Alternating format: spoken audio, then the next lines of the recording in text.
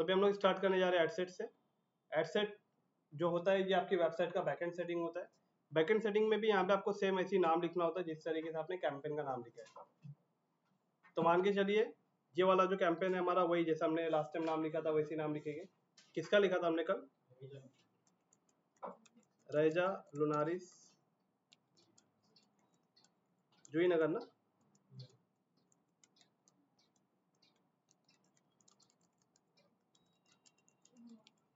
रैजा लुनारिस जूही नगर lead ads. Campaign का नाम लिखने के बाद अभी आपको नीचे देखना है, यहाँ पे एक आ रहा ऑप्शन कन्वर्जन। कन्वर्जन का सिंपल सा मतलब ये कि रईजा का आप क्या लीड जनरेशन ऐड करने जा रहे हो, तो लीड आपको कहाँ चाहिए? लीड आपको वेबसाइट पे जाके कोई पर्सन फॉर्म भरना चाहिए, या व्हाट्सएप बटन पे क्लिक करके डायरेक्ट व्हाट्सएप पे आपसे कांटेक्ट करना चाहिए, या कॉल नाउ का बटन देके डायरेक्ट कस्टमर आपको कॉल करना चाहिए, या इंस्टाग्राम या मैसेंजर का बटन लगा के वहाँ पे आपसे कम्युनिकेट करना चाहिए, या फिर आपको एक वहीं पे कोई क्लिक करके इंस्टेंट फॉर्म ओपन होना चाहिए। तो यहाँ पे आपको लीड जहाँ पे भी चाहिए, देखो इसकी ऑप्शन है, यहाँ पे आप जैसे क्लिक करोगे तो यहाँ पे देखो आपके सामने ऑप्शन आ रहा है। एक ऑप्शन आ रहा है मल्टीपल और एक ऑप्शन आ रहा है सिंगल। मेरा डैशबोर्ड अपडेट हो चुका है, लेकिन आप लोगों की कंडीशन में ऐसा नहीं हो सकता है। आप लोगों की कंडीशन में एक ही ऑप्शन रहेगा लाइन से, जैसे वहाँ पे लिखा रहेगा, जैसे वेबसाइट लिखा रहेगा, इंस्टेंट फॉर्म लिखा रहेगा, मैसेंजर लिखा रहेगा, और कभी कभी दोनों ऑप्शन आता है जो मल्टीपल में देख रहे हो। तो याद रखो मल्टीपल आपको कभी सेलेक्ट नहीं करना है, आपको सेलेक्ट करना है सिंगल, या तो वेबसाइट या तो इंस्टेंट फॉर्म या तो मैसेंजर। दिख रहा है ना आपको यहाँ पे? मैसेंजर के बाद इंस्टाग्राम है, व्हाट्सएप है, कॉल है और एप्लीकेशन है।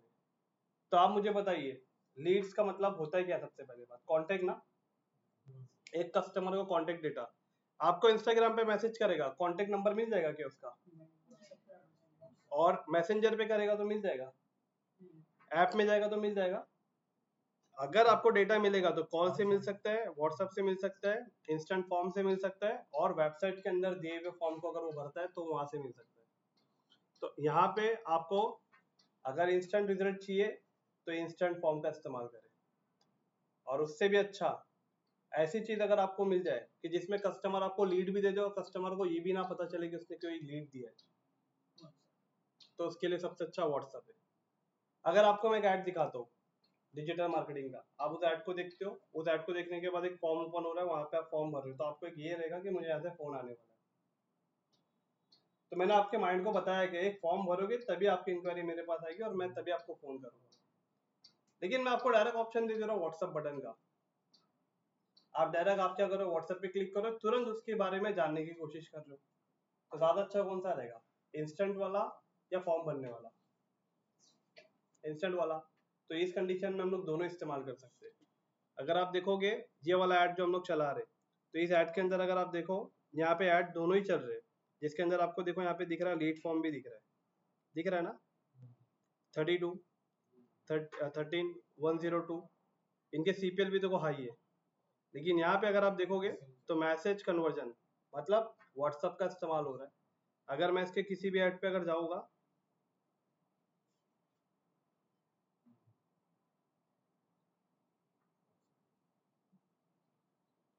दिख रहा है व्हाट्सएप। दूसरे ऐड के अंदर अगर मैं जाता हूँ तो दिख रहा है व्हाट्सएप। तीसरे ऐड के अंदर अगर मैं जाता हूँ तो यहाँ पे भी दिख रहा है व्हाट्सएप।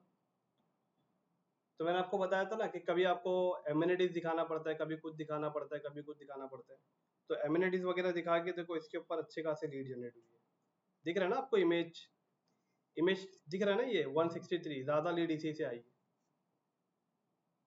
तो अभी आपको क्या करना है, यहाँ पे सबसे सिंपल ये है, डिपेंड आप कंडीशन होगी, आप एक कैंपेन व्हाट्सएप पे भी चला के देखो, एक कैंपेन इंस्टेंट फॉर्म पे भी चला के देखो। तो हम लोग जब लीड जनरेशन सीखेंगे तो हम लोग दोनों को ट्राई करेंगे। तो आई होप कि मेरे ख्याल से आपको ये वाला पार्ट समझ में आया, कन्वर्जन क्या होता है। दूसरा पार्ट होता है पेज, फेसबुक पेज। ये सिंपल सी बात है, आपको समझने की बात है।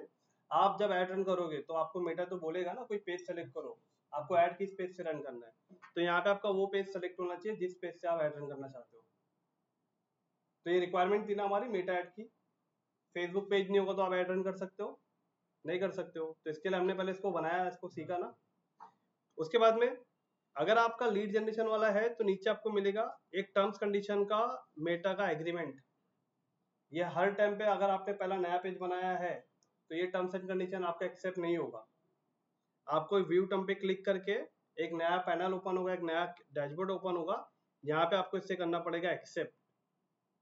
तो देखो ये भी आपको दिखा रहा था ग्रोटेक डिजिटल, बट अगर मैं यहाँ पे अपना पेज सेलेक्ट करता हूँ तो देखो यहाँ पे दिखा रहा है एक्सेप्टेड। बराबर समझ में आया? तो आपको ये भी एक्सेप्ट करना होता है। उसके बाद में परफॉर्मेंस गोल। परफॉर्मेंस गोल का मतलब सिंपल सा ये है कि आपके कैंपेन का पूरा गोल क्या है? लीड से, लीड से ना। पूरे कैंपेन का गोल दो हो सकता है, या तो लीड्स हो सकता है, या तो सेल हो सकता है। तो सेल अगर है तो सेल में आपका सेल का सब गोल क्या है? खाली सेल चाहिए या ज्यादा सेल चाहिए? ज्यादा सेल चाहिए ना। लीड का भी वही है, लीड चाहिए या कन्वर्जन लीड चाहिए? Converted lead. मेटा को कैसे पता है कन्वर्ट लीड जो वो देगा वो कन्वर्ट ही हो जाएगी? मेटा को कैसे पता आपको सेल चाहिए? आप वहां पे लिखोगे ज्यादा सेल चाहिए, मेटा कैसे आपको ज्यादा सेल दे देगा? क्या मशीन है क्या? मशीन अगर इतनी ज्यादा सेल देने लगती तो फिर तो इंसान सेल ही नहीं करेगा, मार्केटिंग खत्म हो जाएगी। फिर तो डिजिटल मार्केटर का ही रिक्वायरमेंट रहेगा। तो यहाँ पे परफॉर्मेंस गोल का मतलब सिंपल सा ये है कि मैक्सिमाइज नंबर ऑफ लीड पे अगर आप क्लिक करोगे तो दो टाइप का आपको देखने मिलेगा। एक मिलेगा मैक्सिमाइज नंबर ऑफ लीड और एक देखिएगा maximise number of conversion lead. मैंने आपको दिन भर में 10 लीड दे दिया ये सेलेक्ट करके, या पुरुषोत्तम जी आपने बोला कि एक काम करो ये नीचे वाला ऑप्शन सेलेक्ट कर लो, ये अच्छा है, हमें जो लीड मिलेगी वो कन्वर्टेड होगी। लेकिन आप जब बात कर रहे हो ना तो आपको समझ में आ रहा है यार ये कन्वर्टेड लीड मतलब होती क्या है कि वो लीड पे बात किया, वो कस्टमर आया ले लिया, इसको बोलते हैं कन्वर्टेड।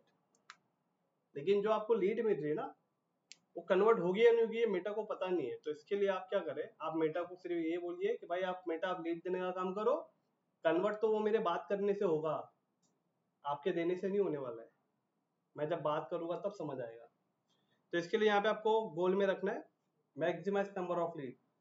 सेल होगा तो मैक्सिमाइज नंबर ऑफ सेल, बस याद रहना, सही ना?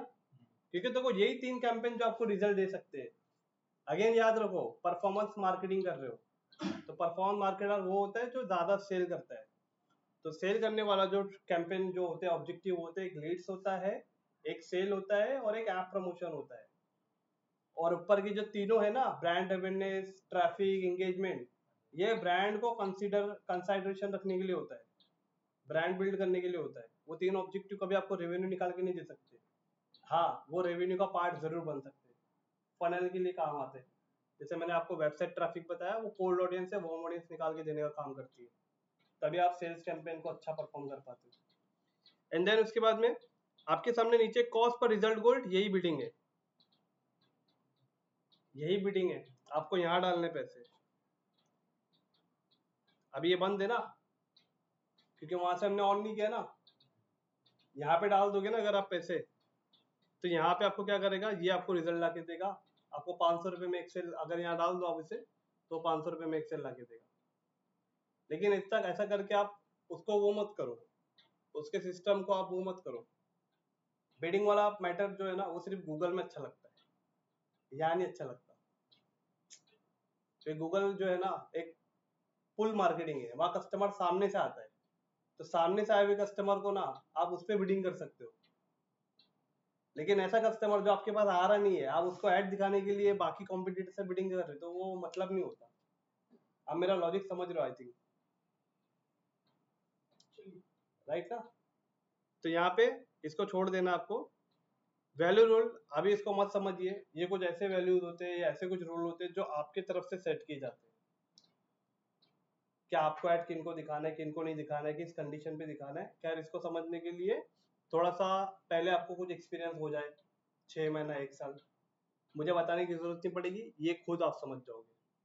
ये रूल आपकी तरफ से सेट किया जाता है कि आप अपने कैंपेन के अंदर ना पूरा एक रूल सेट कर दियो कि इन लोगों को नहीं। एग्जांपल ध्रुव राठी का वीडियो कौन देखता है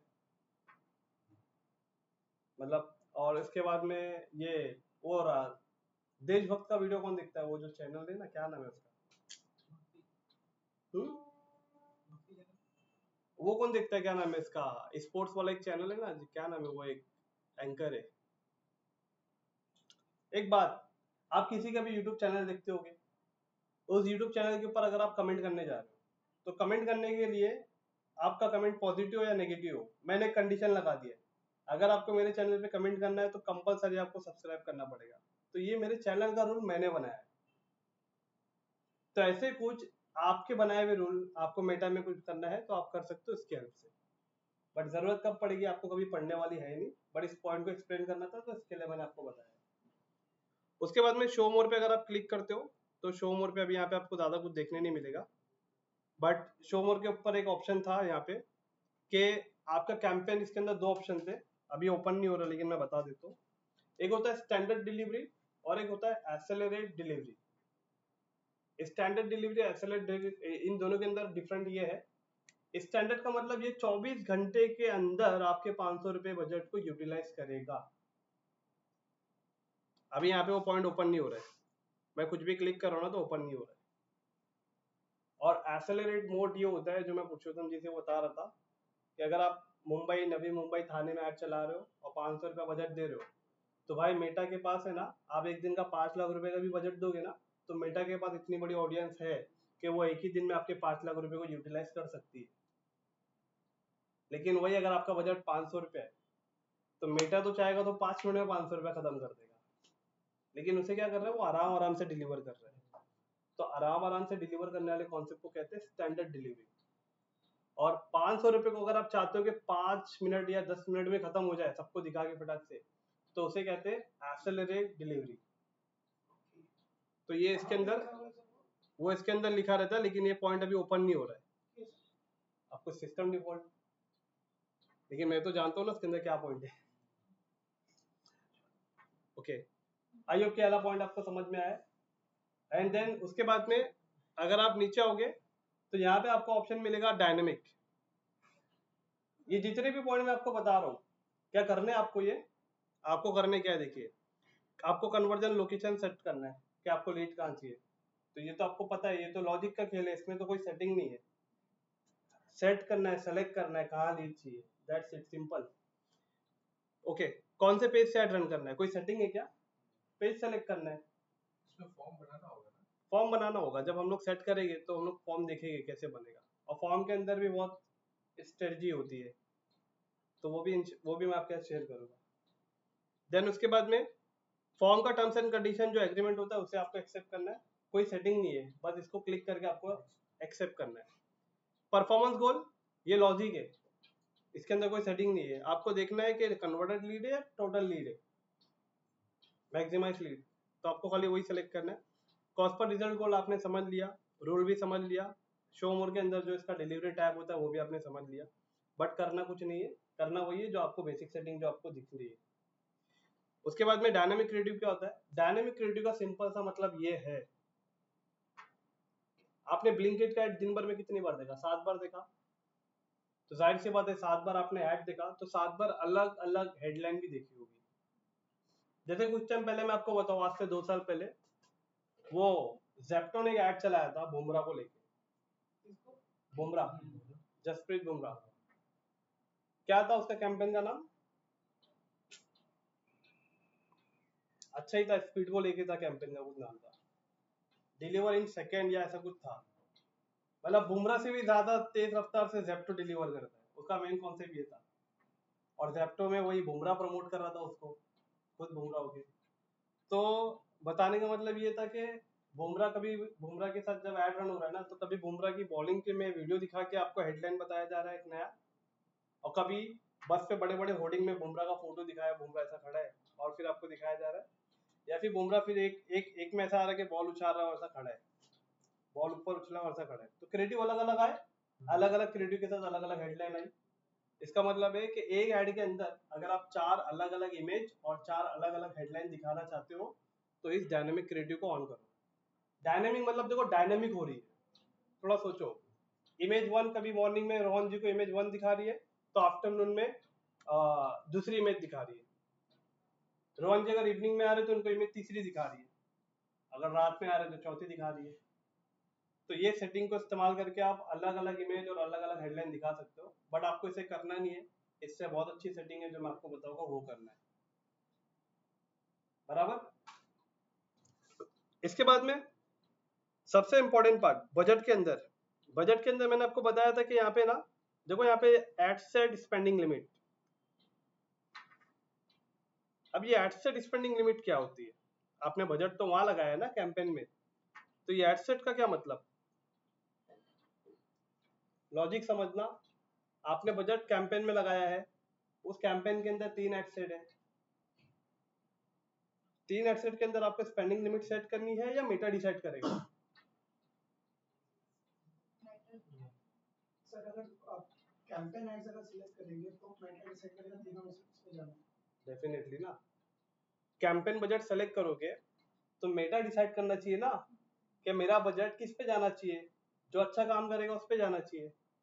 तो यहाँ पे इसको लॉजिक है कुछ सेट करने का, तो इसको नहीं करना है, इसे हमें नहीं करना है। लेकिन यहाँ पे आप एक चीज देखो, आप जब start date end date select कर रहे हो, स्टार्ट डेट आज किया 13 जनवरी और आपने एंड डेट पे क्लिक किया, और एंड डेट आपने मान के चलिए आपने एंड डेट सेलेक्ट किया कि कैंपेन चलना चाहिए 31 जनवरी तक, तो आपके कैंपेन 13 तारीख को स्टार्ट होगा, 31 को खत्म हो जाएगा। इसके बाद में देखो यहाँ नीचे ऑप्शन दिख रहा है शो मोर ऑप्शन। अब शो मोर ऑप्शन के अंदर आपको एक ऑप्शन दिखाई दे रहा है बजट स्केड्यूलिंग। बजट स्केड्यूल का मतलब होता है कि आपको अपना बजट, हाँ कब सेट करना नहीं है, आपको अपना बजट, एग्जांपल मान के चलिए आपने कैंपेन बजट रखा है एक दिन का 1000 रुपया।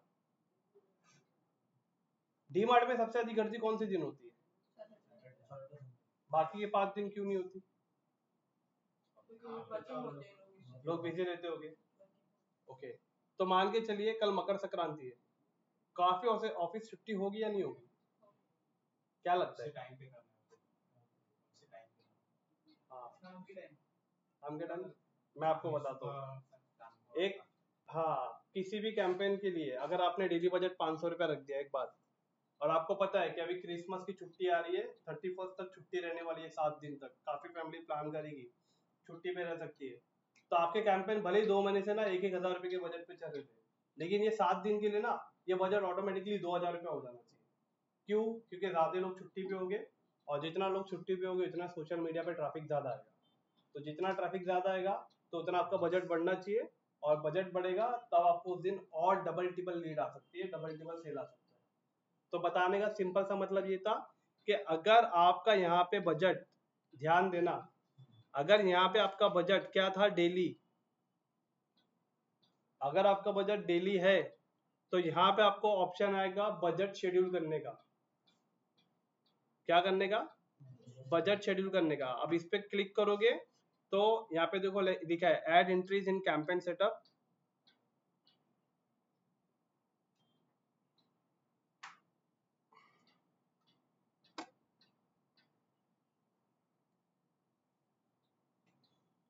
अच्छा, उसकी सेटिंग यहाँ पे, मतलब आपने यहाँ पे डाला ना बजट कैंपेन के अंदर, कैंपेन के अंदर यहाँ पे अपने डेली और लाइफ टाइम बजट है ना, तो डेली आपको पता है कि डेली पैसा डालो डेली चलेगा, तो आज आपने पैसा डाला आज चला, आपने मान के चलिए आज आपने 5,000 रुपये डाल दिए, तो अगले 5 दिन तक 5,000 रुपये चलेगा आपका।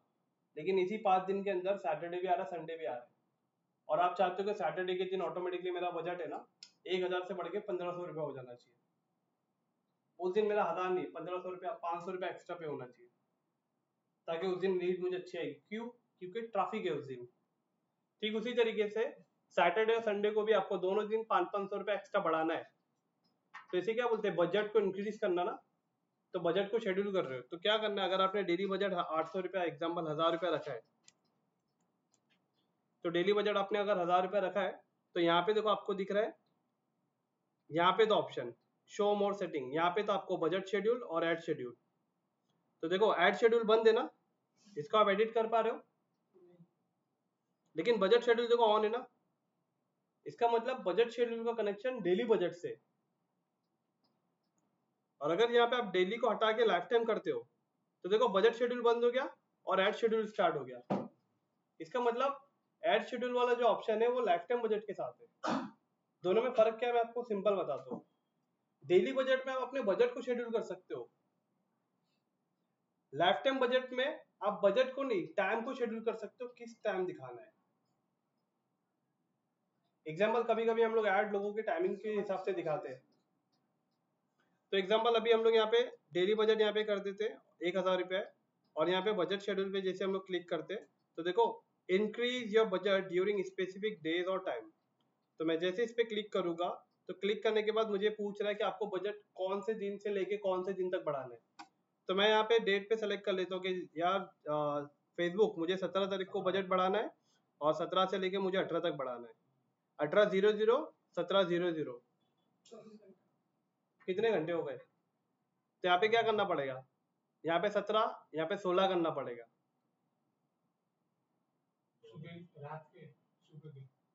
मुझे बताओ, मैं अभी यहाँ पे 16 तारीख कर रहा हूँ, यहाँ पे डेट, यहाँ पे टाइमिंग क्या है? तो ये कौन से दिन ऐड दिख रहा है?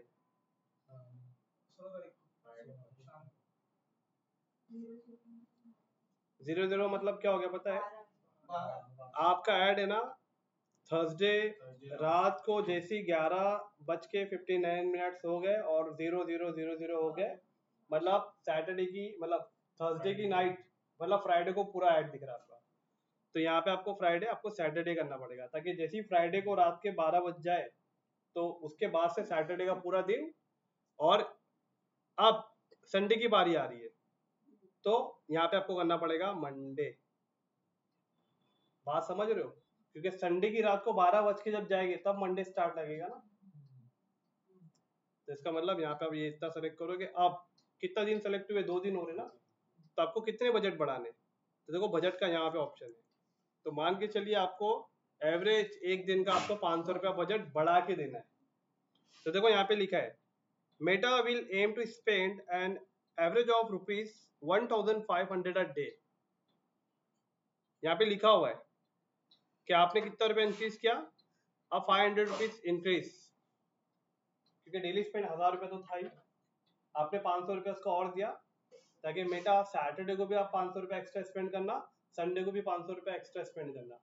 ये पता नहीं आप संडे को सो रहे हो, सैटरडे को सो रहे हो, फिर आपको याद है अरे यार आज तो बजट बढ़ाने का था सैटरडे का, तो आप जाओगे बढ़ाने के लिए, तो ऑटोमेट कर दो ना, बजट को ऑटोमेट शेड्यूल कर दो, तो अपने टाइम पे हो जाएगा, बढ़ जाएगा।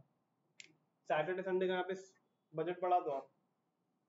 तो यही पॉइंट को मैं आपको एक वीडियो भेज दूंगा मेरा, कितना 2 मिनट का है वो, इसमें मैं 2 मिनट में यही बता रहा हूँ, यही चीज जो मैं आपको पिछले 20 मिनट से या 10 मिनट से बता रहा हूँ, यही चीज उसके अंदर शॉर्टकट में है कि डेली बजट का मतलब होता है कि आप अपने बजट को शेड्यूल कर सकते हो। जैसे डीमार्ट सैटरडे संडे को ज्यादा ट्रैफिक होता है तो वो सैटरडे संडे को ज्यादा ऑफर लगा देता है ताकि उसका स्टॉक क्लियर हो जाए। बट अगर आप अपना बजट लाइफ टाइम कर रहे हो, यहाँ से डेली सेट है कि अगर आप लाइफ टाइम कर रहे हो तो लाइफ टाइम में आप आपके सामने ना बजट शेड्यूलिंग वाला ऑप्शन डिसेबल हो जाएगा, क्योंकि लाइफ टाइम में आप कैंपेन की लाइफ डिसाइड है कि ये 10 दिन ही चलने वाला है, उसके बाद तो ये मरने वाला है। तो जब 10 दिन तक चलने वाला तो उसमें क्या बजट बढ़ाना क्या घटाना, और इसमें ये कर सकते हो आप टाइम सेलेक्ट कर सकते हो। तो जैसे आप देखो एड शेड्यूल के अंदर यहाँ पे जैसे मैं अभी एडिट पे क्लिक करूंगा, रन एड्स ऑल टाइम लिख कर आ गया है, मतलब आपका एड ऑल टाइम रन होने वाला है 24 घंटे। बट अगर आप रन एड्स ऑन स्केड्यूल पे क्लिक करते हो तो यहाँ पे आपके सामने एक ऑप्शन ओपन हो जाएगा, आपने इसे सेलेक्ट यहाँ किया है लेकिन इसका ऑप्शन आपको आएगा एड सेट में। मैंने यहाँ पे क्या किया है, रन एड्स ऑन स्केड्यूल, तो देखो यहाँ पे लिख रहा है you will set the specific schedule with the each ad set। मतलब अभी मैं कैंपेन के अंदर एड सेट कितने बनाऊंगा, मान लो 3 बनाया, तो मुझे तीनों एड सेट के अंदर ऑप्शन मिलेगा कि इस एड सेट में अगर मैंने कॉलेज स्टूडेंट को सेलेक्ट किया है तो उन्हें ऐड कब दिखाना है, तो मैं उसके अंदर जाके उनका टाइम सेलेक्ट करूंगा। अगर मैं पेरेंट को ऐड दिखा रहा हूँ तो मैं पेरेंट के फ्री टाइम के हिसाब से वहां पे टाइम सेलेक्ट करूंगा। अगर मैं बिजनेस ओनर्स को दिखा रहा हूँ तो बिजनेस ओनर्स के टाइम के हिसाब से मैं उन्हें ऐड दिखाऊंगा। तो मान के चलिए मैंने जैसे ads run ads on schedule में जैसे मैं क्लिक कर रहा हूँ तो इसकी सेटिंग अभी कहाँ गई, यहीं पे आपको बता रहा, आपको परेशान नहीं होना है। ईच एडसेट का मतलब हर एडसेट के अंदर इसकी सेटिंग आ जाएगी। कहाँ आ जाएगी, आप एडसेट में आइए,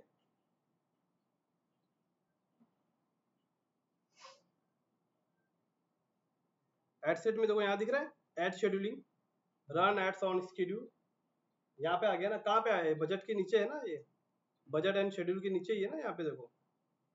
तो जैसे आप यहाँ पे क्लिक करोगे तो यहाँ पे देखो आपके सामने एक टाइमिंग वाला डैशबोर्ड आ गया। अब ये टाइमिंग वाला डैशबोर्ड क्या है, इसके अंदर वो ऑप्शन है कि आपको कौन से दिन कितने बजे से लेके कितने बजे तक ऐड दिखाना है, ये वाला पूरा पार्ट आ गया। एग्जाम्पल, मुझे सैटरडे संडे को ना मुझे ये ऐड मान के चलिए मैं दिखाना चाहता हूँ कितना बिजनेस ओनर्स को, तो मैं बिजनेस ओनर्स के यहाँ पे टाइम सेलेक्ट करूंगा। आप मुझे बताइए उनका टाइम कौन सा हो सकता है कि जिस टाइम पे उन्हें ऐड दिखाया जाए। ज्यादातर वो कौन सा टाइम पे फ्री हो सकते हैं Purushottam ji? After 9 o'clock। Okay, तो आफ्टर 9 o'clock देखो यहाँ पे दिख रहा है ये वाला पार्ट। तो अगर मैं यहाँ से सिलेक्ट करता हूँ तो सब दिन सेलेक्ट हो जाएगा, बट अगर मैं यहाँ से सेलेक्ट नहीं करता हूँ, मैं सेलेक्ट करता हूँ कि यहाँ पे मंडे भी 9 o'clock, ऐसा भी करूंगा तो सिंगल सिंगल होगा। तो मतलब मंडे को रात 9 बजे से 12 बजे तक उन्हें ऐड दिखेगा, और जो भी ऑफ दिख रहा है ना आपको, ये टाइम पे ऐड नहीं दिखेगा। अब मैं यहाँ पे सेलेक्ट कर लेता हूँ मॉर्निंग 7 से 8, वो सुबह मॉर्निंग में 2 घंटा शायद हो सकता है फ्री हो, और मैं आफ्टरनून में उन्हें दिखा दूंगा 1 से 2 बजे, और मैं उन्हें एक इवनिंग में दिखा दूंगा 4 से 5 बजे। तो ये जिनको मैं टिक कर रहा हूँ ना, यही टाइम पे ऐड मेरा लाइव होगा, और जो अनटिक है उस टाइम पे मेरा ऐड नहीं दिखा जाएगा। अब मान के चलिए यही सिनारियो मुझे पूरे 5 दिन रखना है, Monday to Friday, Saturday Sunday नहीं। तो मैं क्या करूंगा, देखो मैंने ये सिनारियो यहाँ पे ऐसा सेलेक्ट कर लिया है,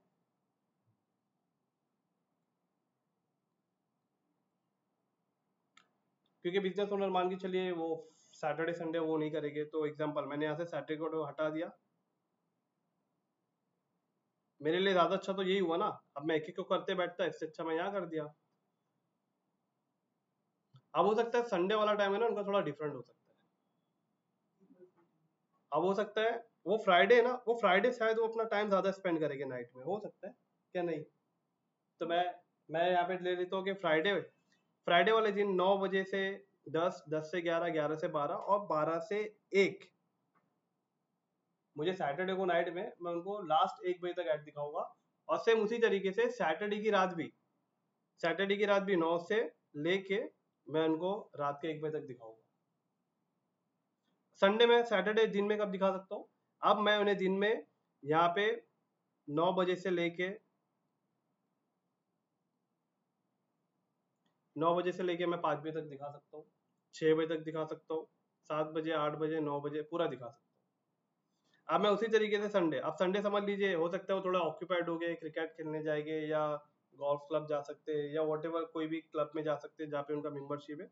तो मैं उन्हें यहाँ पे सेलेक्ट कर लेता हूँ कि जैसे कि इवनिंग 6 बजे के बाद से लेके और रात के 10 बजे तक, बस। कितना कर लिया मैंने, रात के 10 बजे तक। अब उसके बाद में 10 से 11, 11 से 12, ये 2 घंटे नहीं, क्योंकि मुझे पता है वो क्लाइंट अभी सो जाएगा, या तो वो थका रहेगा या तो बहुत ज्यादा 2 दिन से स्ट्रेस हो गया है। अब वो रात में जल्दी सो गए, क्यों? क्योंकि उन्हें अर्ली मॉर्निंग मंडे को उठना है। तो मैंने अपने कस्टमर के बिहेवियर को एनालाइज करते हुए मैंने ये सोचा कि वो कब जाग सकते हैं, वो कब सो सकते हैं, वो कब फ्री हो सकते हैं, कब नहीं हो सकते। तो ये आपको एनालाइज करना है एज अ बायर पर्सोना।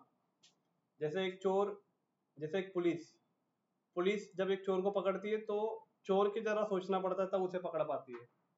तो उसी तरीके से आपके कस्टमर का फ्री टाइम आपको पहले समझना है, सोचना है, उसके हिसाब से यहाँ पे सेट करना है। ये जो टाइम दिख रहा है यही जो टाइम है, इसी टाइम पे आपका ऐड एक्टिव रहेगा। बाकी जितने भी अनब्लर है वो टाइम आपका ऐड नहीं दिखेगा, राइट। तो आई होप कि मेरे ख्याल से आपको समझ में आया कि लाइफ टाइम बजट और डेली बजट इन दोनों में क्या फर्क होता है। ये इंटरव्यू का क्वेश्चन है, what is the difference between life time budget and daily budget. तो डेली बजट के अंदर हम अपने बजट को शेड्यूल कर सकते हैं, और लाइफ टाइम बजट में हम अपने टाइम को शेड्यूल कर सकते हैं अकॉर्डिंग टू हमारे बायर पर्सोना, वो कब है कब नहीं है, बराबर। टाइम को शेड्यूल जो अभी हम कर रहे हैं, डेली बजट में बजट शेड्यूल। तो डेली बजट जो वो ई कॉमर्स के लिए इस्तेमाल ज्यादा किया जाता है। ओके, अब इसके बाद में ऑडियंस वाला पार्ट के अंदर अगर आप देखेंगे तो यहाँ पे देखो लिखा है यूज अ सेव ऑडियंस। इसका मतलब क्या होता है, ये वाला पार्ट चल रहा है सेव ऑडियंस के अंदर पहला ऑप्शन है यूज सेव ऑडियंस।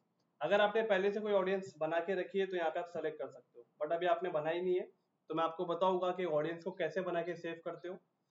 तो सेव करने के बाद अगर आपको नेक्स्ट टाइम फिर ऐड रन करना होगा, वही ऑडियंस को सेलेक्ट करना है। तो खाली यहाँ पे आके सर्च करो ऑडियंस का नाम, जो नाम आपने सर्च सेव किया था।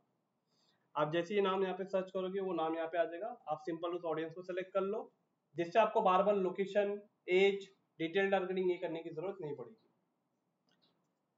उसके बाद में कंट्रोल।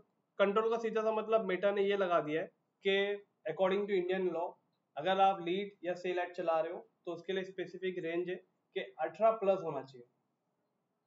बिलो 18 आप ऐड रन नहीं कर सकते, तो उसके अंदर वो कंट्रोल बाय डिफॉल्ट मेटा ने सेट करके रखा है, आपको करने की जरूरत नहीं है। देन उसके बाद में लोकेशन। लोकेशन पे अगर आप क्लिक करते हो तो यहाँ पे लोकेशन में आप किन किन तरीके से लोकेशन को टारगेट कर सकते हो। एग्जाम्पल, अगर इंडिया के अंदर आपको ऐड दिखाना है मुंबई में, तो यहाँ पे सिंपल मुंबई सेलेक्ट करो। तो मुंबई से रिलेटेड अभी बहुत सारे ऑप्शन आ रहे हैं, लेकिन सिटी कौन से आ रही है? सिटी यहाँ पे देखो ये आ रही है, ये नवी मुंबई। अगर आपको मुंबई का ऐड दिखाना है तो मुंबई सिटी को सेलेक्ट कर लो। अब जैसे आपने मुंबई सिटी को सेलेक्ट किया तो आपको क्या लगता है, मुंबई में ऐड दिख रहा है या और भी जगह ऐड दिख रहा है?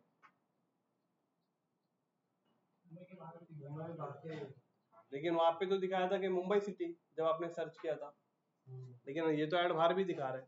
इसका मतलब आप जो मुंबई डाले हो ना, देखो मुंबई के सामने यहाँ लिखा है 40 किलोमीटर, तो 40 किलोमीटर से एक रेडियस है, राइट लेफ्ट टॉप बॉटम। तो आपको इसके ड्रॉप डाउन पे क्लिक करके इसको करना है करंट सिटी ओनली। क्या करना है? इसके ड्रॉप डाउन पे क्लिक करके ये सिटी विद इन रेडियस था, इसको आपको हटा के आपको करना है करंट सिटी ओनली। अब जैसे करंट सिटी ओनली किया तो देखो सर्कल रेडिएशन हट गया, अब खाली आपका ऐड जो दिखने वाला है वो करंट सिटी में दिखने वाला है।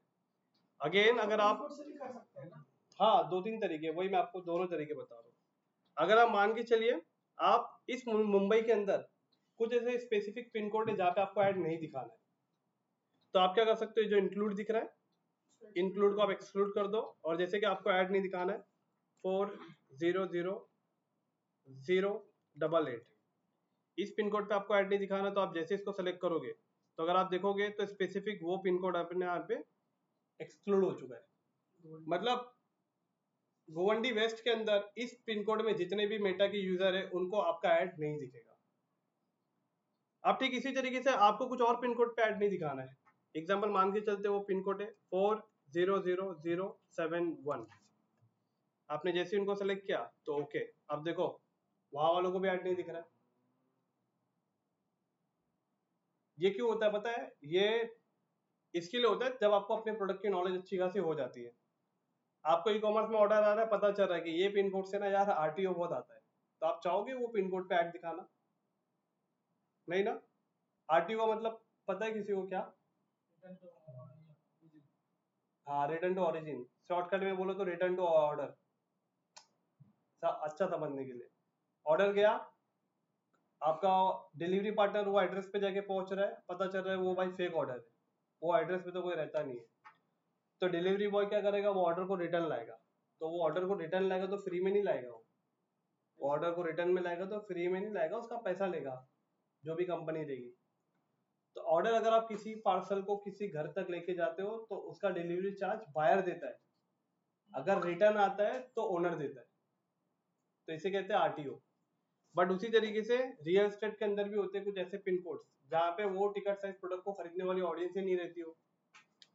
एग्जाम्पल, मैंने लास्ट टाइम पे जो करजत खपोली का जो फ्लैट, मतलब जो खपोली का जो प्लॉट था, उसको हम लोग ने जब सेल आउट किया था तो उसके लिए हम लोग ने ना नोएडा के सेक्टर, गाजियाबाद के सेक्टर, और वहाँ पे ऐसे ऐसे हरियाणा पंजाब के ऐसे ऐसे पिन कोड्स को हमने सेलेक्ट किया था जहाँ पे बाइंग कैपेसिटी लोग पीपल रहते, गोदरेज।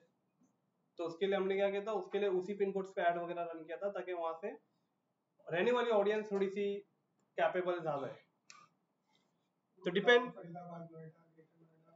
और वहीं से आया भी था क्योंकि मुंबई नवी मुंबई का कोई पर्सन नहीं खरीदेगा।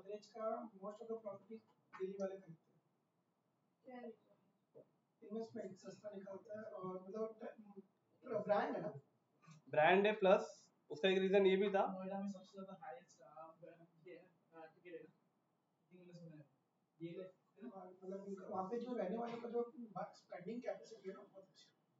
अच्छा नहीं, दूसरा ये पॉइंट था ना कि मुंबई नैना बना के वो लोग वहां बेच रहे थे पहला, और दूसरा जितना स्क्वायर फीट वो जमीन यहाँ पे जो प्लॉट बेच रहे थे ना, यहाँ वाला कोई खरीदेगा ही नहीं, वो 1200 स्क्वायर फीट की जगह 52 लाख रुपीस में बेच रहे थे।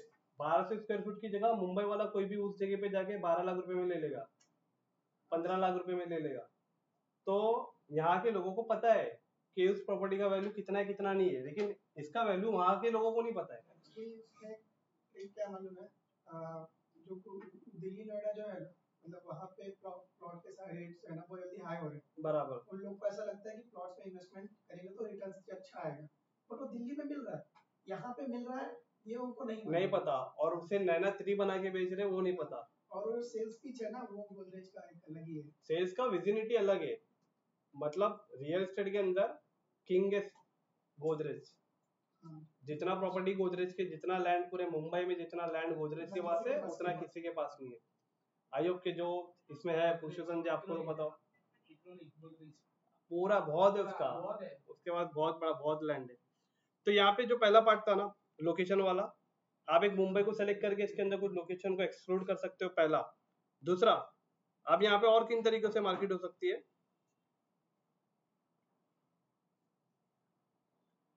अगर आपको कोई स्पेसिफिक पिन कोड पता है कि मैं इन पिन कोड पे ऐड दिखाऊंगा तो वहां से मुझे रिस्पॉन्स अच्छा आएगा। तो एग्जांपल, मैं रहेजा के लिए भी ऐड के अंदर मैं यहाँ पे सेलेक्ट कर लेता हूँ कि जैसे मेरा ऐड है ना 400706, यहाँ पे भी ऐड दिखना चाहिए, मैं इसे सेलेक्ट कर लूंगा। तो जैसे ही सेलेक्ट किया तो ये पिन कोड सेलेक्ट हो गया। उसके बाद में मैं यहाँ पिन कोड सेलेक्ट करता हूँ 400705। अब मैंने ये सेलेक्ट किया तो देखो ये वाला पिन कोड भी सेलेक्ट। अब ऐसे ही करते करते मैंने 400703,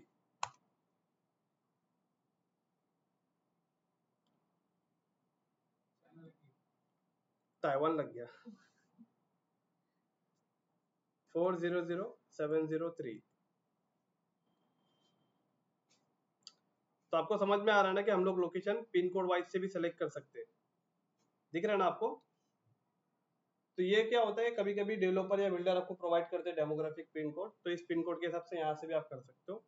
उसके अलावा अगर आप चाहते हो कि पूरे स्टेट को सेलेक्ट करना, तो यहाँ पे अगर आप महाराष्ट्र टाइप करोगे तो देखो महाराष्ट्र इंडिया कंट्री आ गया। आप ऐसे भी सेलेक्ट कर सकते हो, तो पूरा महाराष्ट्र सेलेक्ट हो गया। बट अगर आप ऐसा चाहते हो कि आप पूरे महाराष्ट्र को नहीं, आप स्पेसिफिक लोकेशन पे करना चाहते हो, तो वैसा भी कर सकते हो। जैसे मैं अगर वापस से लिख दूं मुंबई, तो मुंबई सिटी मैंने फिर सेलेक्ट कर लिया, तो अब महाराष्ट्र हट गया। क्यों? क्योंकि आप एक ही रीजन में बार बार कर रहे जा रहे हो। तो एक ही रीजन में कोई एक ही चीज कर सकते हो, या तो सिटी वाइज कर सकते हो, या पिन कोड वाइज कर सकते हो, या डायरेक्ट स्टेट वाइज कर सकते हो। एंड उसके अलावा मान के चलिए अभी मैंने मुंबई में मुझे ऐड तो रन करना है, मैंने करंट सिटी भी कर दिया है, एंड देन मैं चाहता हूँ कि ना मुझे किसी का पिन कोड पता नहीं है, मुझे याद नहीं है। मुझे रहेजा का पिन कोड मुझे इतना पता है कि रहेजा सामने, और मुझे इसके आजू बाजू की पिन कोड याद नहीं। तो उस कंडीशन में ये जो दिख रहा है आपको पिन ड्रॉप, आप इस पे एक बार क्लिक करें और इसको थोड़ा सा एक बार बड़ा करो। एग्जाम्पल, आपका प्लॉट अगर यहाँ पे कहीं है, इसे थोड़ा सा और जूम करो तो आपको पता चलेगा कि जूही नगर कहाँ है। और ओपन करो तो देखो जूही नगर दिख रहा है। अब मैं चाहता हूँ कि जूही नगर के आसपास वाले जितने भी इलाके मैं सबसे पहले ऐड वहां दिखाना चाहता हूँ। तो इस पिन ड्रॉप पे क्लिक करो, फिर कम हो गया।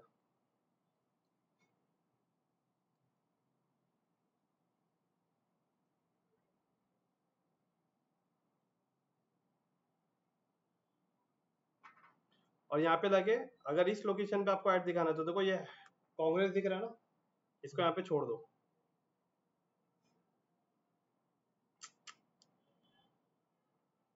ड्रॉप पिन ये मैंने जूही नगर को ओपन किया, और जूही नगर को ओपन करके ड्रॉप पिन दिख रहा है, इसको आपको सेलेक्ट करना है और जहाँ पे रखना है तो वहाँ पे लाके ड्रॉप कर दो। जैसा दिख रहा है डीवाई पाटिल स्टेडियम, मैं चाहता हूँ कि यहाँ पे रहने वाली जितनी भी सोसाइटी है ना, इन सबको मेरा ऐड दिखना चाहिए।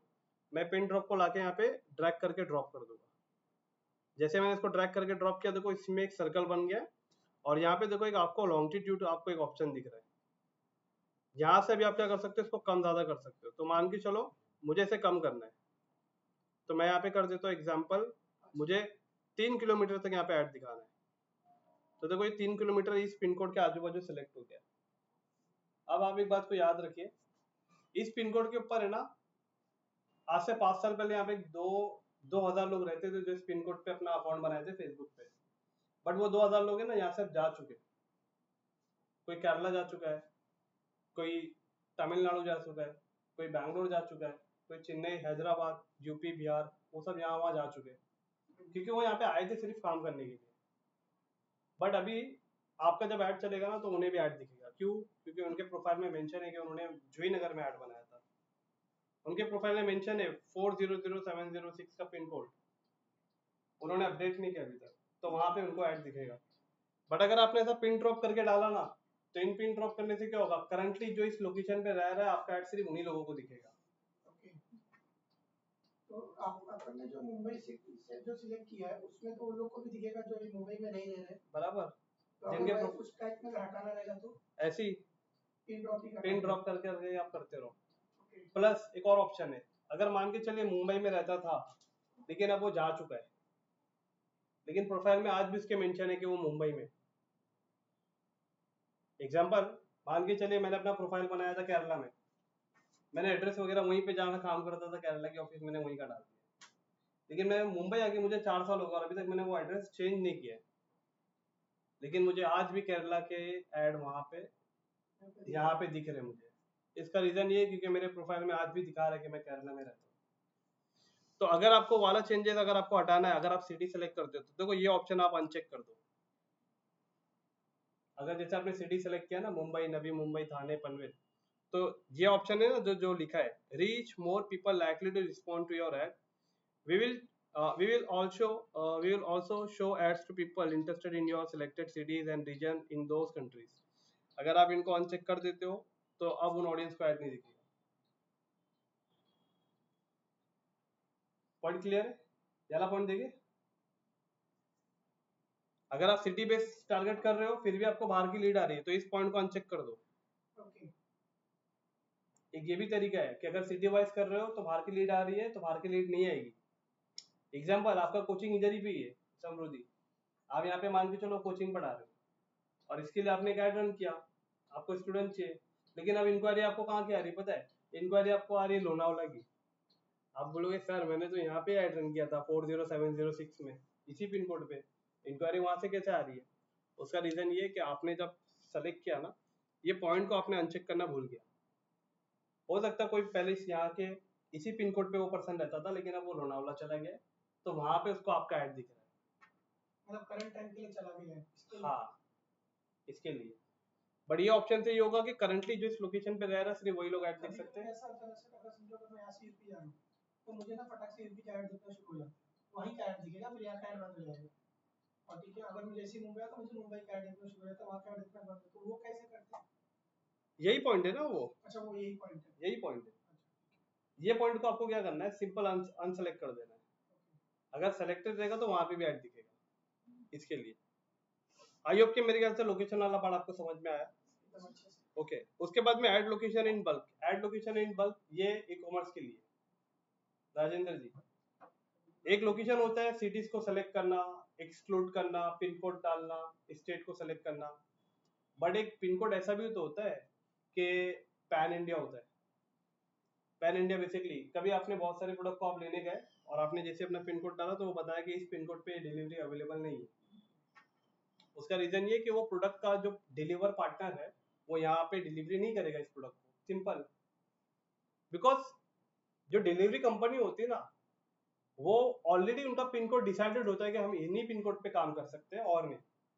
तो मान के चलिए आईफोन वाला एक ऐड रन करता है और बिहार के कोई एक बहुत छोटे से कस्बे में उसका ऐड दिख रहा है और वहां से किसी पर्सन ने आईफोन को बुक कर दिया और पता चला कि बाद में कि डिलीवरी कंपनी उस कस्बे में जाके डिलीवरी नहीं करेगी, तो आईफोन यूजर का एक्सपीरियंस अच्छा होगा या खराब होगा? खराब होगा ना? नहीं होगा? समीक्षा होगा ना अनिकेत? तो आपको ये चाहिए, आप ऐड उन्हीं पिन कोड पे रन करोगे जो आपको डिलीवरी पार्टनर है ना, वो आपको पिन कोड देती है कि देखो भाई आप कितने बड़े भी ब्रांड हो, मैं आपको डिलीवर करके तो दूंगा, लेकिन कंडीशन मेरी ये है कि मैं इन्हीं पिन कोड पे डिलीवर करके दूंगा। अगर आप पूरे पिन कोड पूरे इंडिया पे ऐड रन करोगे तो मैं पूरे इंडिया का गारंटी नहीं लूंगा।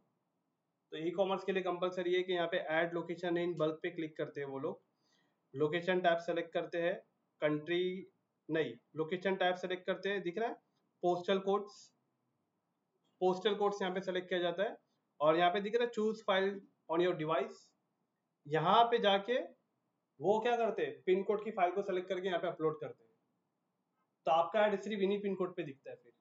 और ये पिन कोड कौन से होते हैं, जिन पिन कोड पे आपकी डिलीवरी अवेलेबल होती है।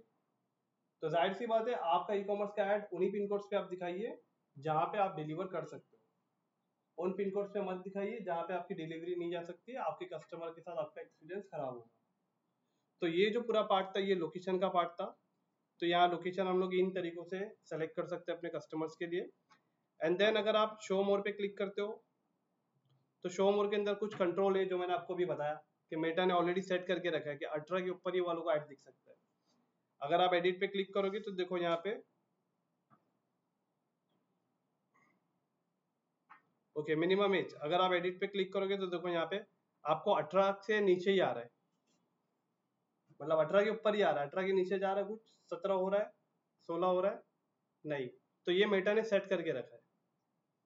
एक्सक्लूड दिस कस्टम ऑडियंस का मतलब होता है ऑलरेडी जिन लोगों की लीड्स आपको आ चुकी है वो बार बार आपको लीड अप्लाई कर रहे हैं। देखो सेल बार बार करेगी तो आपको चलेगा, समझिए बात को। एक आदमी अगर 10 बार सेल करेगा तो आपको परवाह, आप मतलब बोलोगे हाँ भाई कर, लेकिन एक पर्सन अगर 10 बार आपकी एड्स में लीड अप्लाई कर रहा है तो वो चलेगा क्या? दोनों का कॉन्सेप्ट अलग है ना। एक पर्सन 10 बार सेल करेगा तो आप खुश हो जाओगे, लेकिन एक पर्सन 10 बार लीड अप्लाई करेगा तो आप गुस्से में आ जाओगे। तो यहाँ पे आपको बेसिकली वो लीड्स को अपलोड करना होता है जो आपके एड्स को खराब करते हैं, जो बार बार आपके लीड के लिए आपके लीड पे फॉर्म अप्लाई करते हैं।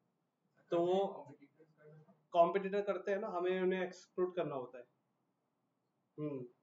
तो हम यहाँ से एक्सक्लूड पे यहाँ से कर सकते हैं, कैसे करना है हम लोग प्रैक्टिकल करेंगे। देन उसके बाद में लैंग्वेज जो मैंने आपको बताया, लैंग्वेज स्पेसिफिक होती है, ऑल रहने तो बेटर है। अगर आप स्पेसिफिक पोस्ट बना रहे हो, कंटेंट बना रहे हो स्पेसिफिक लैंग्वेज के साथ, तब आपको लैंग्वेज सेलेक्ट करना कंपलसरी है। देन उसके बाद सजेस्ट ऑडियंस के अंदर मैंने आपको बताया, अभी यहाँ पे आपको देखो सजेस्ट वर्ड यूज कर रहा है मेटा सजेस्ट वर्ड इसके लिए यूज कर रहा है ताकि यहाँ पे आप उसे कुछ सजेस्ट कर सको कि किन लोगों को ऐड दिखाना है। सजेस्ट के अंदर आपको देखो यहाँ पे मिलेगा include this custom audience. Custom audience के बारे में भी हम लोग बिल्कुल बात नहीं करेंगे। कस्टम ऑडियंस होती है ये आपकी ऑडियंस होती है। अभी तक आपने ऐड चलाया नहीं तो आपकी ऑडियंस कहाँ से आएगी?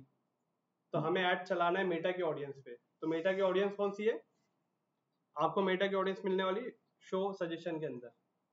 मेटा के कौन सी ऑडियंस को ऐड दिखाना है? कितने साल से कितने साल वालों, कितने एज से कितने एज वालों, मतलब कौन से एज जेंडर वालों को दिखाना है। And then detail targeting.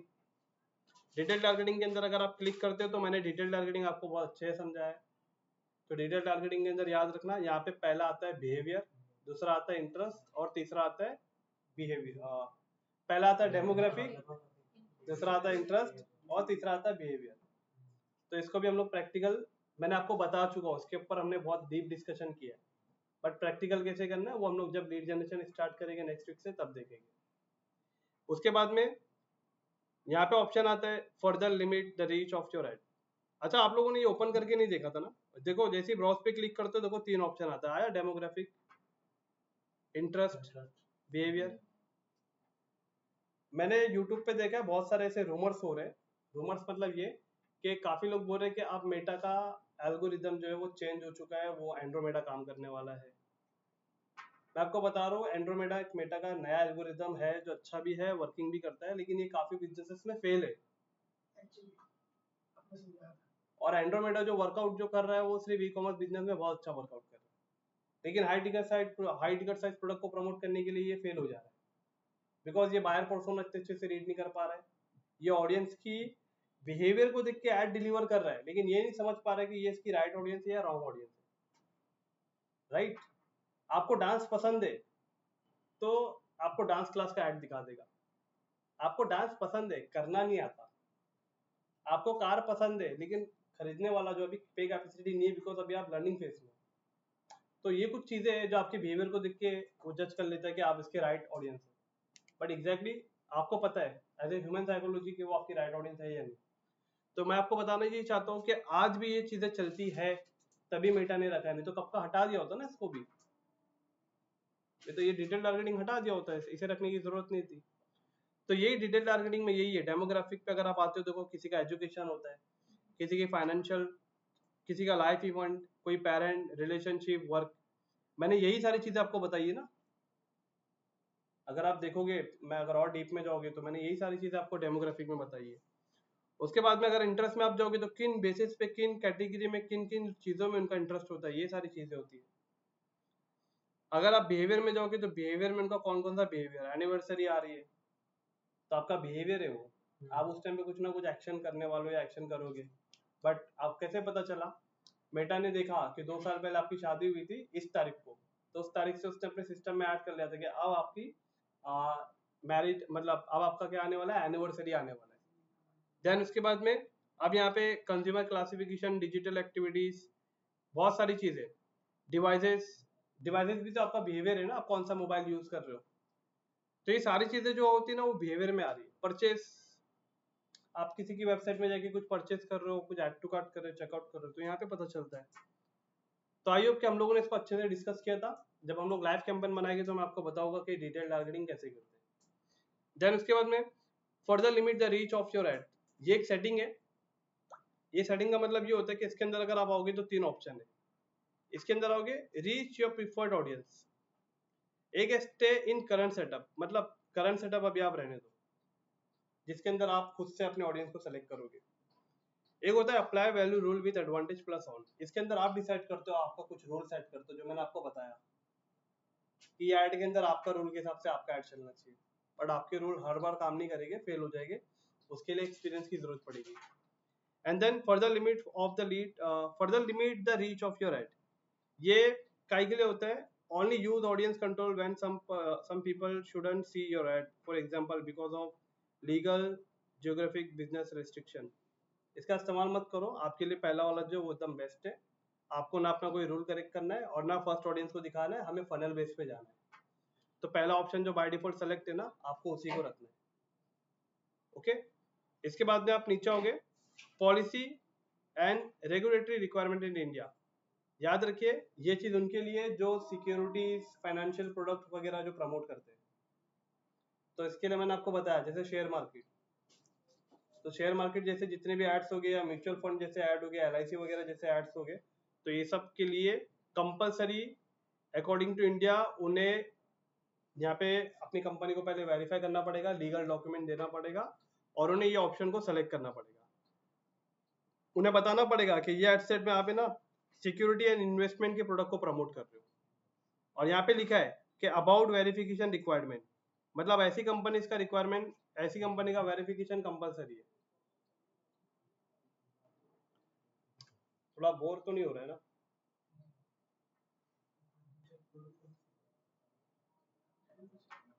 बताओ समीक्षा क्या है ये पहला पॉइंट।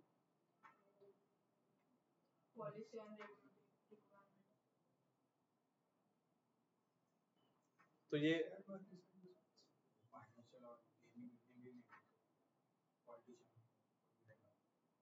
चलिए, मेरा एक LIC का है, मैं आपको बोल रहा हूँ ऐड रन करने के लिए, समीक्षा आपको बोल रहा हूँ मैं, तो ये क्या है उसके लिए, मतलब फिर तो आपको सेलेक्ट करना पड़ेगा, सेलेक्ट करना पड़ेगा, नहीं करना पड़ेगा, सेलेक्ट करना पड़ेगा। हाँ, तो अच्छा ठीक है, मैंने सेलेक्ट कर दिया। उसके बाद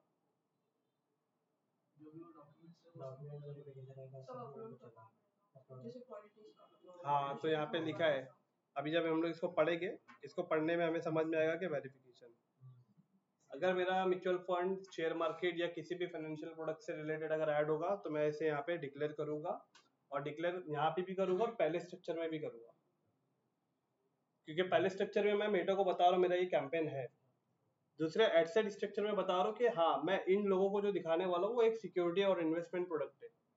और उसका वेरिफिकेशन कैसे होगा, जैसे ही मैं इस पर राइट क्लिक करके इसे ओपन करूंगा तो इसके अंदर मुझे पता चलेगा, ये आपको इसमें बताएगा कि इसके अंदर कौन कौन से लीगल डॉक्यूमेंट की जरूरत पड़ने वाली है और कौन कौन से लोड ले रहा है वो। समझा वाला पार्ट, बट यह हमें नहीं करना।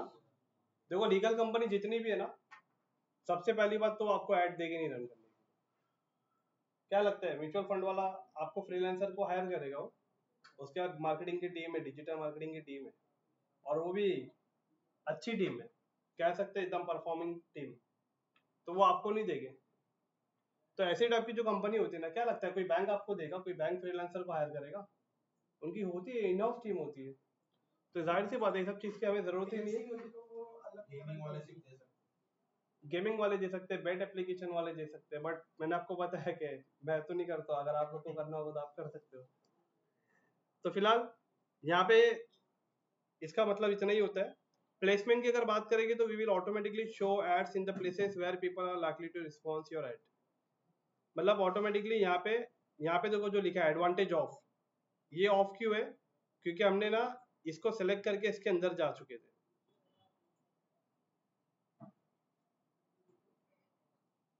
हम्म,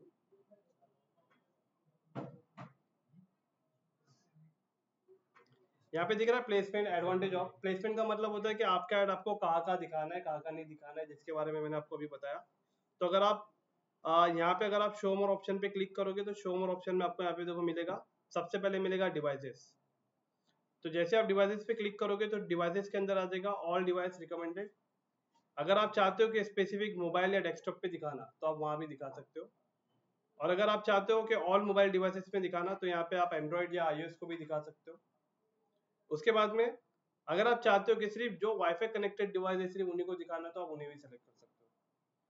उसके साथ में यहाँ पे आप अगर देखोगे प्लेटफॉर्म, आपको किन किन प्लेटफॉर्म पे ऐड दिखाना है, तो प्लेटफॉर्म के अंदर आ जाते हैं जैसे बहुत सारे प्लेटफॉर्म, जैसे भी मैंने आपको बताया था कि हमने यहाँ पे क्या किया है, हमने यहाँ पे कुछ प्लेटफॉर्म को डिससेलेक्ट किया है। जैसे अगर आपको फेसबुक पे दिखाना है, इंस्टाग्राम पे दिखाना है, ऑडियंस नेटवर्क पे दिखाना है, तो जहाँ जहाँ दिखाना आप उन्हें सेलेक्ट कर सकते हो, जहाँ जहाँ नहीं दिखाना आप उन्हें अनसेलेक्ट कर सकते हो। पहले भी आपने दिखाया हाँ पहले भी दिखाया था, लेकिन अभी फिर से रिपीट दिखा रहे ताकि एक रिवीजन हो जाएगा। अगर याद रखिए ऑडियंस नेटवर्क पे आपको ऐड नहीं दिखाना है, इसको अनचेक कर दो। अब आप इंस्टाग्राम फेसबुक के ऊपर अब ऐड दिखाओगे, 7 दिन 10 दिन हो जाएंगे तब आपको पता चलेगा कि आपको कहाँ से लीड ज्यादा आ रही है, स्टोरी से आ रही है, रील से आ रही है या फीड से आ रही है। तो जिन प्लेटफॉर्म से आपको लीड्स आ रही है उन प्लेटफॉर्म को आप दिखाओगे, और जिन प्लेटफॉर्म पे नहीं आ रही उन्हें आप सेलेक्ट करके डिससेलेक्ट कर दो। मतलब अगर मुझे इंस्टाग्राम से लीड नहीं आ रही है, इंस्टाग्राम में फीड से नहीं आ रही है, फेसबुक में फीड से नहीं आ रही है, फीड पता है किसे कहते हैं? फीड इसे कहते हैं। आप जैसे ही फर्स्ट टाइम आते हो ना, ये जो है ना, ये इसे फीड कहते हैं, ये जो है ना ये फीड है। तो देखो ये फीड में ऐड आ गया ना गूगल एड्स का, ये फीड है। ये सब क्या है? आपको फीड में ऐड दिखाना है या नहीं दिखाना, उसकी सेटिंग यहाँ पे होगी। तो उसी तरीके से मान के चलो मुझे मेटा एड्स में फीड से लीड नहीं आ रही है, इंस्टाग्राम में फीड से नहीं आ रही है, तो मैं क्या करूंगा, ये दिखा प्लेसमेंट कंट्रोल, प्लेसमेंट कंट्रोल के एडिट में जाऊंगा मैं, तो देखो ये फीड है, क्या ये दिखा दिखा ना फेसबुक। उसके बाद में अगर आप नीचे होगे, मैं अगर देखो यहाँ पे अगर मैं सेलेक्ट कर लेता हूँ कि मुझे फीड पे ऐड नहीं दिखाना, तो फीड से हट गया। स्टोरी स्टेटस रील यहाँ दिखाना है, स्ट्रीम एड्स फॉर रील यहाँ भी दिखाना है, सर्च रिजल्ट मुझे यहाँ नहीं दिखाना है, इसको अनसेलेक्ट कर लूंगा। तो जहां जहां मैं अनसेलेक्ट कर रहा हूँ वहां मेरा ऐड नहीं चलेगा। उसके बाद में ये क्या है, allow limit spend to exclude placement, up to 5% of your budget is spend for each excluded placement when it likely to improve. मतलब जिस प्लेटफॉर्म पे ज्यादा अच्छा रिस्पॉन्स आ रहा है तो वहां पे वो आपके एड बजट को ज्यादा स्पेंड वही करेगा एट 5% तक। हमने सब सिलेक्ट कर दिया सब सेलेक्ट करोगे तो वो बाय डिफॉल्ट मेटा अपने हिसाब से उसे इक्वली डिस्ट्रीब्यूट करेगा अकॉर्डिंग टू परफॉर्मेंस। तो एग्जांपल मान के चलते हैं, अभी हम लोग को ये सारी चीजें फिलहाल अभी हमें नहीं करनी, तो यहाँ पे आप सारी चीजें ऑन रखो, कम से कम 7 दिन ऐड तो चलने दो भाई, तभी तो पता चलेगा। तो यहाँ पे आप इसे क्या करोगे, सारे प्लेटफॉर्म को सेलेक्ट कर लोगे और एडवांटेज को ऑन कर दोगे। अपने सारों को सेलेक्ट कर लिया तो एडवांटेज ऑन हो जाएगा ऑटोमेटिक। इनका ऑडियंस नेटवर्क क्या है ऑडियंस नेटवर्क का मतलब होता है कि फेसबुक के जो पार्टनर होते हैं ना, पार्टनर वेबसाइट। एग्जाम्पल आप कोई गवर्नमेंट की वेबसाइट पे गए हो, ऐड कभी देखने मिला है वहां पे? क्यों नहीं देखने मिला है? देखने मिलता है ना ऐड, एम इंडिकेटर में जो मिलता है एम इंडिकेटर या IRCTC में जाते हो तो ऐड देखने मिलता है। तो बहुत सारे लोग IRCTC के एप्लीकेशन पे जा रहे हैं, एम इंडिकेटर पे जा रहे हैं, तो जो आपको ऐड जो दिख रहे हैं तो वो ऐड कौन दिखा रहा है? वो इंडिकेटर दिखा रहा है आपको। या ऐड CTC दिखा रहा है, आपको वो ऐड तो गूगल दिखा रहा है, तो गूगल के साथ वो वेबसाइट क्या है, पार्टनर है। तो ऐसे मेटा के साथ भी बहुत सारे पार्टनर होते हैं। अब इनके पार्टनर कौन हो सकते हैं, इंडीड हो सकते हैं। आपने खुद देखा है ना, बहुत सारे ऐसे जगह पे है जहाँ पे फेसबुक के ऐड आपको वहाँ पे दिखाई देते हैं। तो ऑडियंस नेटवर्क मतलब होता है पार्टनर नेटवर्क। तो उन पार्टनर के प्लेटफॉर्म पे भी आपका ऐड दिखाई देगा, वो ऐसा बोल रहा है आपसे। देन उसके बाद में और नीचे कोई सेटिंग नहीं है, ये पूरी पार्ट है। इसके बाद में आप जैसे आप नेक्स्ट पे क्लिक करोगे, तो नेक्स्ट पे क्लिक करने के बाद ये वाला जो पार्ट है, ये पार्ट वापस से आप एड सेट का नाम लिखो। ये थर्ड स्ट्रक्चर के फ्रंट में आपको क्या दिखाना है, ये सबसे आसान है। यहाँ पे कैंपेन का वापस से नाम लिख दो। कैंपेन के नाम के बाद पार्टनरशिप ऐड। पार्टनरशिप ऐड का मतलब होता है, कभी देखा आपने ऐड के अंदर कोई सेलिब्रिटी होता है, कंपनी और सेलिब्रिटी दोनों का पेज का नाम दोनों का लिखा रहता है ऐड में, तो वो पार्टनरशिप ऐड होता है। तो अगर आपके ऐड में कोई सेलिब्रिटी है तो आपको इसको सेलेक्ट करना है, इसको ऑन करना है, और यहाँ पे उस पार्टनर का यूजर आईडी डालना है। वो पार्टनर जब जाके उससे एक्सेप्ट करेगा तब जाके आपका ऐड एक्टिव होगा। जैसे आप कोलैब करते हो ना, इंस्टाग्राम में कोई भी रील को कोलैब करके आप पोस्ट करते हो, तो जो कोलैब जिसको आपने किया है वो पर्सन जब तक एक्सेप्ट नहीं करेगा तब तक उसके प्रोफाइल में ऐड नहीं दिखेगा। तो ये सेम लॉजिक यहाँ पे भी है। आइडेंटिटी का मतलब होता है कि आपको किन पेजेस से आप ऐड रन कर रहे हो, वो रिकन्फर्म करता है पेज, इंस्टाग्राम अकाउंट। उसके बाद में ये वाली बात सिंपल है, आइडेंटिटी मतलब ये आपके पेज से रन होने वाला है। देन उसके बाद में आपके सामने ये ऑप्शन आएगा, कौन सा, ऐड सेटअप, ये वाला। ऐड सेटअप के अंदर यहाँ पे देखोगे ना, आपके सामने 3 ऑप्शन रहेंगे। क्रिएट ऐड मतलब आप पहली बार बनाने जा रहे हो तो ये सेलेक्ट करना है। यूज एग्जिस्टिंग पोस्ट मतलब ऑलरेडी अगर आपने कोई पोस्ट फेसबुक पे या इंस्टाग्राम पे पहले से कर दिया है और उस पोस्ट को आपको अपने ऐड में इस्तेमाल करना है, तो उस कंडीशन में ये इस्तेमाल करना है। और यूज क्रिएटिव हब मॉकअप, इसका मतलब इसके अंदर कुछ ऑटोमेटिकली मेटा की तरफ से कुछ मॉकअप ऑलरेडी रेडी कर देगा वो आपके प्रोडक्ट को एनालाइज करके। ये काम करता है ई कॉमर्स बिजनेस के अंदर, क्योंकि ई कॉमर्स बिजनेस के अंदर कैसा होता है ना, आपके प्रोडक्ट की पूरी लिस्टिंग मेटा के अंदर भी हो जाती है। तो 2 तरीके से होती है, एक मैनुअली होती है और एक अपलोड करना पड़ता है। एग्जाम्पल, मेरी ई कॉमर्स वेबसाइट है, मेरी ई कॉमर्स वेबसाइट के अंदर 50 प्रोडक्ट है, तो अगर मैं मेटा पे सेल कैंपेन चलाऊंगा तो मुझे 50 प्रोडक्ट है ना पहले मेटा के इसमें जाके अपलोड करना पड़ेगा, तो ही उसके बेस पे वो एक मॉकअप बना सकता है, वरना नहीं बना सकता। तो ये सेल कैंपेन के लिए आएगा। बट आपको हमेशा 90% तक आपके काम में यही आने वाला है, क्रिएट ऐड, पहला ऑप्शन। मुझे पॉइंट एक्सप्लेन करना था इसके लिए मैंने आपको बताया। तो आपको क्रिएट ऐड पे क्लिक करना है। आपके ऐड का फॉर्मेट क्या होगा, तो ऐड का फॉर्मेट सिंगल इमेज हो सकता है, वीडियो, बट उसके अलावा कोई कोई केसेस में कैरोसेल पोस्ट होते हैं। कैरोसेल पता है, जो स्क्रॉलेबल होते हैं, जिसमें 1 से 10 इमेजेस होती है। अब वो किस में होता है, वो एग्जांपल कलर्स में होता है, शॉपिंग के इसमें एक ही शूज है अलग अलग कलर्स के, एक बैग है अलग अलग, ई कॉमर्स वाले ज्यादा, राइट। और रियल एस्टेट में भी होता है, एमेनिटीज, कनेक्टिविटीज और स्टोरी टेलिंग वाला सब ऐड जो रहता है वो यहाँ से भी अच्छा परफॉर्म करता है। तो यहाँ पे हम लोग उसको भी दिखाते हैं। उसके बाद में नीचे मल्टी एडवर्टाइजर एड्स, इसे आप ऑन ही रखेंगे। ये आपको हेल्प करता है कि सिमिलर टाइप के ऑडियंस जिन एड्स को पसंद करती है, तो आपको हेल्प करता है कि आपका एड भी उन ऑडियंस तक ज्यादा जाए। डेस्टिनेशन का सिंपल सा मतलब किससे कनेक्ट है, आपने जो फर्स्ट टाइम पे कन्वर्जन सेलेक्ट किया था ना, इंस्टेंट फॉर्म, व्हाट्सअप, वेबसाइट, अगर वहां पे आपने वेबसाइट सेलेक्ट किया था तो जाहिर सी बात है उसका डेस्टिनेशन वेबसाइट होगा, तो यहाँ पे आप वेबसाइट का यूआरएल डालना पड़ेगा। वहां पे आपने इंस्टेंट फॉर्म सेलेक्ट किया था तो यहाँ पे कुछ फॉर्म बनाना पड़ेगा। वहां पे अगर आपने व्हाट्सएप बटन सेलेक्ट किया था तो यहाँ पे व्हाट्सएप का डिटेल डालना पड़ेगा कि वो जाएगा कहाँ। तो आई होप कि आपको डेस्टिनेशन समझ में आ रहा है कि अगर कस्टमर इस पे एक्शन लेगा तो जाएगा कहाँ, उसके सेटिंग यहाँ पे करना है। तो यहाँ पे अलग अलग चीजें, हमने इंस्टेंट फॉर्म सेलेक्ट किया था तो यहाँ पे इंस्टेंट फॉर्म आ गया, वेबसाइट करते तो वेबसाइट आ जाता, व्हाट्सएप करते तो व्हाट्सएप आ जाता। तो ये सारी चीजें मैं आपको बताऊंगा। क्वालिटी फिल्टर्स का मतलब क्या होता है, एग्जांपल, अगर आपका कस्टमर इंस्टेंट फॉर्म भर रहा है, उसने डिटेल फिल किया, मोबाइल नंबर, नाम, एज, ये सब डाला, और उसके बाद जैसे वो सबमिट करने जा रहा है ना, तो सबमिट करने के टाइम पे अगर आपने ये बटन टिक किया है तो इसका मतलब सबसे पहले वो जो नंबर इंटर किया है ना, उस नंबर पे मेटा उसको एक ओटीपी भेजेगा। जब तक वो ओटीपी नहीं डालेगा तब तक उसका लीड फॉर्म सबमिट नहीं होगा। ये मेटा ने क्यों लॉन्च किया है? फेक लीड के चांसेस को कम करने के लिए। बहुत सारे लीड आपको ऐसे आते हैं ना जो बोलते हैं यार मैंने तो अप्लाई नहीं किया, पता नहीं कैसे आ गई। बच्चे ने कर दिया। तो उस चीज को मेटा ने क्या किया, थोड़ा सा इसको फिल्टर लगा दिया। बट देखिए इसका नेगेटिव भी है और पॉजिटिव भी है। मैंने इस चीज को इस्तेमाल किया है। पॉजिटिव ये है कि लीड आपकी फिल्टर हो जा रही है, ये अच्छा काम हो जा रहा है। फिल्टर हो जा रही है ना लीड, फेक लीड तो बच जा रही है। लेकिन नेगेटिव ये है कि 50% कस्टमर को ओटीपी आता है, 50% को ओटीपी आता ही नहीं है। उसमें से 25% लोग गाली भी देंगे प्राइवेसी को लेकर। तो अगर आप ऐसी फ्लैट के लिए इंक्वायरी कर रहे हो और आप फॉर्म भर दिए और 2 मिनट से आप ओटीपी के लिए रुके हो, कोई कस्टमर रुकेगा? तो मेटा की तरफ से 50% लोग को ओटीपी आ तो जाता है, लेकिन 50% लोग को नहीं आता है। तो इस केसेस में जो आपका जेन्युइन बायर है जो फॉर्म भरना चाहता है, उसकी लीड आप मिस कर देते हो।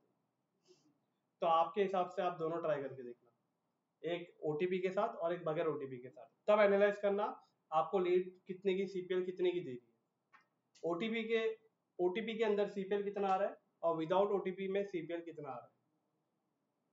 देखिए बढ़ जाएगा। ओटीपी के अंदर सीपीएल बढ़ जाएगा, जाहिर सी बात है, आपको लॉजिक लगाना। लेकिन कस्टमर को जो लीड जाएगी वो क्वालिटी जाएगी, क्वांटिटी नहीं जाएगी। क्वांटिटी वाले में आपका काम बहुत बढ़ेगा। कर सकते हो उसमें, ट्राई कर सकते हैं डेफिनेटली। ओके, तो फिलहाल मैं इसको अनचेक ही रहने दूंगा। मैंने आपको पॉइंट बताया। रिक्वायर्ड वर्क ईमेल एड्रेस, अगर आपको ईमेल एड्रेस कंपलसरी चाहिए तो इसको भी चेक इन कर दो, बट इसका कनेक्शन फॉर्म के साथ रहेगा। जब आप फॉर्म बनाओगे तो वहां पे अगर आप सेटअप करते हो कंपलसरी फॉर्म के अंदर, फॉर्म अभी हम सीखते हैं, फॉर्म अभी हम नेक्स्ट वीक देखेंगे। Follow up with leads, follow up with leads का मतलब होता है कि आपके पास आने वाली जो लीड्स है उनके आप किस तरीके से फॉलो अप ले सकते हो, कनेक्ट कर सकते हो, बात कर सकते हो। तो कुछ कनेक्शन है उसके। अगर आप चाहते हो कि आपको कोई लीड आ गई है और वो लीड ऑटोमेटिकली आपके गूगल शीट में आ जाए, तो उसके लिए गूगल शीट को सेटअप कर लो। अगर आप चाहते हो कि आपके पास लीड डायरेक्ट सीआरएम में आ जाए, तो सीआरएम जैसे प्रीवियर होता है, जोहो होता है और अपने अपने पर्सनल सीआरएम होते हैं, तो वो सीआरएम को सेटअप कर लो, तो लीड ऑटोमेटिकली सीआरएम में चले जाएगी और सीआरएम से आपका जो एम्प्लॉय है वो उन्हें कॉन्टेक्ट और उन्हें फॉलो अप कर सकता है। देन उसके बाद add creative setting. Add creative मतलब ये वही हो गया। अब इसके अंदर आपको जाके इमेज अपलोड करना, हेडलाइन अपलोड करना है और प्राइमरी टेक्स्ट अपलोड करना, जो मैंने आपको लिखाया था ना, प्राइमरी टेक्स्ट आप ऊपर लिखोगे, इमेज अपलोड करोगे। तो देखो ऐड क्रिएटिव पे जैसे आप क्लिक करते हो, इमेज पे क्लिक करते हो,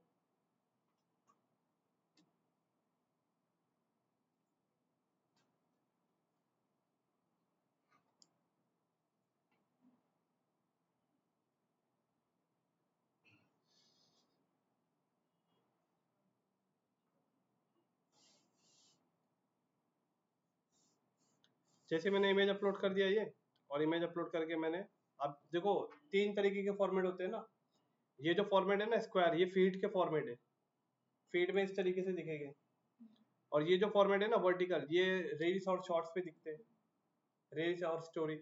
और ये जो फॉर्मेट है ना, ये कोई सर्च करता है या मार्केट प्लेस पे जाता है तो वहां पे ऐसे ऐड दिखते हैं। तो तीनों फॉर्मेट में हमारा ऐड परफेक्ट दिख रहे हैं। और यहाँ पे आप करोगे नेक्स्ट। नेक्स्ट के अंदर देखो अब यहाँ पे आ गया प्राइमरी टेक्स्ट, यहाँ पे आ जाता है हेडलाइन, यहाँ पे आ जाता है डिस्क्रिप्शन और यहाँ पे कॉल टू एक्शन बटन। तो देखो ये सब वही था ना जैसे मैंने आपको बताया था, फेसबुक एड लाइब्रेरी।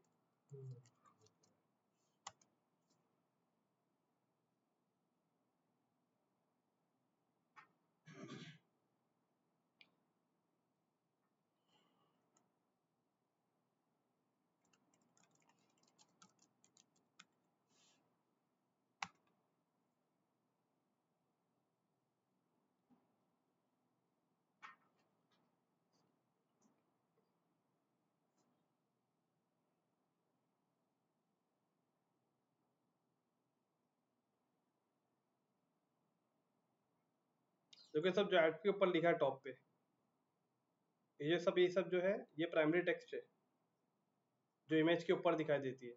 और ये जो लिखा है ये हेडलाइन है। तो एग्जांपल मान के चलते ये हमारा हेडलाइन है। ये हेडलाइन आपने जब कॉपी किया और कॉपी करके आपने ऐड में लगा दिया, आपने डिस्क्रिप्शन यहाँ पे डाला,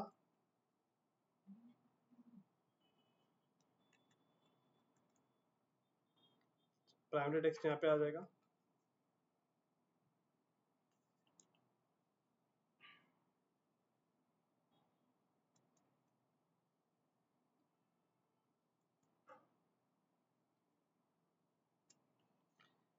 प्राइमरी टेक्स्ट यहाँ पे आ जाएगा, यहाँ हेडलाइन आ जाएगा। हेडलाइन कैसे लेंगे, जैसे ये ऐड आपको जो दिख रहा है, अगर इस ऐड के सी ऐड डिटेल पे क्लिक करोगे तो यहाँ पे आप जाओगे ना, तो यहाँ से आप क्या कर सकते हो, इस हेडलाइन को कॉपी कर सकते हो। दिख रहा है, इस हेडलाइन को जैसे आपने कॉपी किया तो हेडलाइन को कॉपी करके हम लोग यहाँ हेडलाइन की जगह पे डाल देंगे, और डिस्क्रिप्शन की जगह पे डिस्क्रिप्शन डाल देंगे, और साइन अप की जगह पे लर्न मोर, अप्लाई नो, जो भी है वॉट एवर वो डाल देंगे।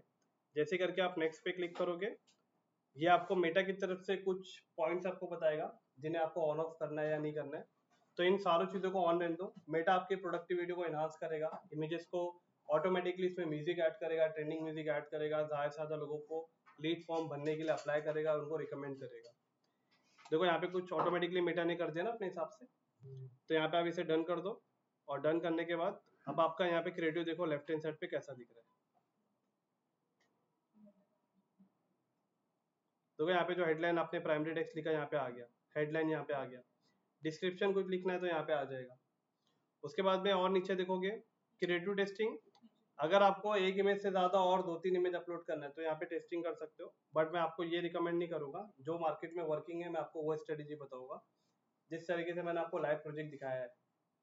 याद है ना मैंने आपको ये जो ऐड दिखाया है, इस ऐड के अंदर कितना है ना, अगर अभी मुझे आपको बहुत कुछ बताना बाकी है स्ट्रेटेजिक लेवल पे, तो अगर आप डिजिटी ऐड के अंदर अगर आप जाते हो तो इस ऐड के अंदर अगर आप देखोगे तो कैंपेन कितने हैं, कैंपेन एक ही है ना जिसके अंदर 500 बजट लगा है। एड सेट कितने हैं, देखो दिख रहा है, ये 4 कॉलम दिखना, 4 कॉलम दिख रहे हैं ना आपको, ये एड सेट है।